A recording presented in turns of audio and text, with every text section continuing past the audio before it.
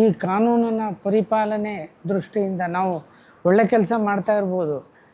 ಅದ್ರ ಜೊತೆಗೆ ದೇಶದ ಕಾನೂನು ಏನಿದೆ ಅದನ್ನು 100ಕ್ಕೆ 100ರಷ್ಟು ಅಲ್ಲಿ ಯಾವುದೇ ಕೊರತೆ ಇರಬಾರ್ದು, ಯಾವುದೇ ವೈಲೇಷನ್ಗಳಾಗಬಾರ್ದು ಅನ್ನೋದನ್ನು ನಾವೆಲ್ಲ ಬಹಳ ಕಟ್ಟುನಿಟ್ಟಾಗಿ ಅನುಸರಿಸಬೇಕು ಅಂತ ದೃಢ ಸಂಕಲ್ಪ ಮಾಡಿ ಹೋಗ್ತಾ ಇರೋ ಸಮಯದಲ್ಲಿ ಯಾವಾಗ ಬದಲಾವಣೆಗಳು ಬರುತ್ತೆ ಆವಾಗ ನಮಗೆ ಒಂಥರ ಅಪ್ಡೇಷನ್ನು ಬೇಕಾಗುತ್ತೆ.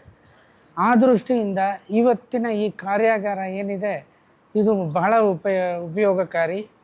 ಇದನ್ನು ನಾವು ಖಂಡಿತ ನಮ್ಮ ಸಂಸ್ಥೆಯಲ್ಲೂ ಕೂಡ ಇದನ್ನು ಪೂರ್ಣ ಪ್ರಮಾಣದಲ್ಲಿ ಇಂಪ್ಲಿಮೆಂಟ್ ಮಾಡಿ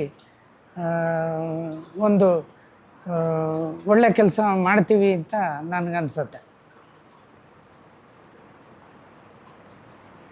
ಮತ್ತೆ ಹೇಳಬೇಕಿದೆ ಇವತ್ತಿನ ಕಾರ್ಯಾಗಾರದ ಬಗ್ಗೆ ಅಥವಾ ಲೀಗಲ್ ಕಂಪ್ಲೇಂಟ್ಸ್ ಏನಾದರೂ ಹೊಸದಾಗಿ ಕಲ್ತ್ರಿ ಅನ್ನೋದ್ರ ಬಗ್ಗೆ ಏನಾದ್ರು ಹೇಳೋತರ ಇದ್ದರೆ?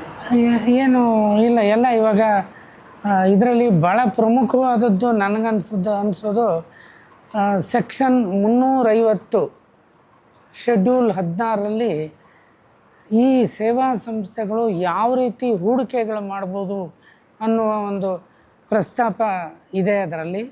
ಅದನ್ನು ನಾವೆಲ್ಲ ಕಲ್ತ್ಕೊಂಡು ನಮ್ಮ ಹತ್ರ ಇರೋ ಸರ್ಪ್ಲಸ್ ಫಂಡ್ಸ್ನ ಪ್ರಾಫಿಟಬಲ್ಲಾಗಿ ಇನ್ವೆಸ್ಟ್ ಮಾಡಿ ಹೆಚ್ಚಿಗೆ ಗಳಿಕೆ ಮಾಡಿ ಅದನ್ನು ನಾವು ಸೇವಾ ಚಟುವಟಿಕೆಗಳಿಗೆ ಉಪಯೋಗಿಸ್ಬೋದು.